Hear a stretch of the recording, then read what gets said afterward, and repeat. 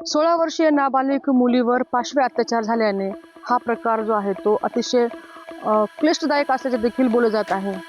दोन नराधमाने जे आहे त्या मुलीला गोडी गुलाबीने घरात बोलवून तिचे हातपाय बांधून तिच्या तोंडामध्ये गोळा खुपसून अक्षरशः अतिशय क्रूर पद्धतीने जे आहे तिच्यावरती पाशवी अत्याचार केल्याचं समोर आलेलं आहे आणि ही घटना जी आहे अतिशय भयानक असल्याचे देखील बोलले जात आहे।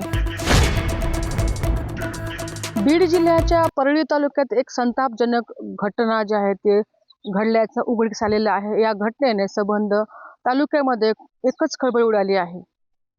16 वर्षीय नाबालिग मुलीवर पाशवी अत्याचार झाल्याने हा प्रकार जो आहे तो अतिशय क्लिष्टदायक असल्याचे देखील बोलले जात आहे।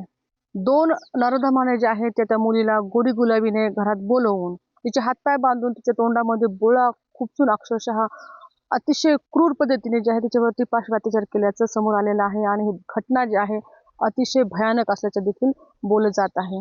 या घटनेची माहिती मिळताच त्या मुलीला देखील त्या नराधमाने धमकावलेल्याचं देखील सांगण्यात आलेलं आहे आणि जीवे मारण्याची धमकी दिल्या कारणावरून तू जर ह्या गोष्टीची वाच्यता करशील तुला आणि तुझ्या कुटुंबाला संपू असं म्हटलेलं देखील होतं।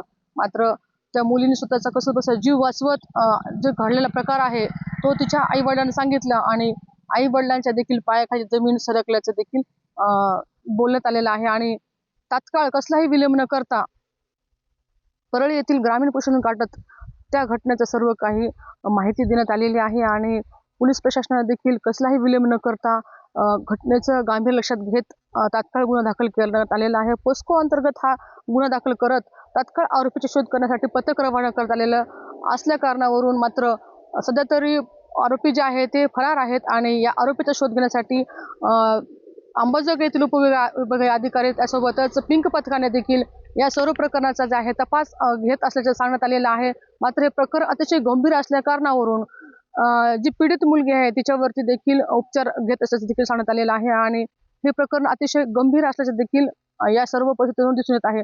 मात्र अशा घटना घडू नये म्हणून पोलीस प्रशासनाच्या वतीने देखील कठोर पाऊल उचलण्यात येणार असल्याचे देखील सांगण्यात आलेलं आहे। टाइम्स नाऊ मराठीसाठी सुकेश नाईकवाडे, बीड।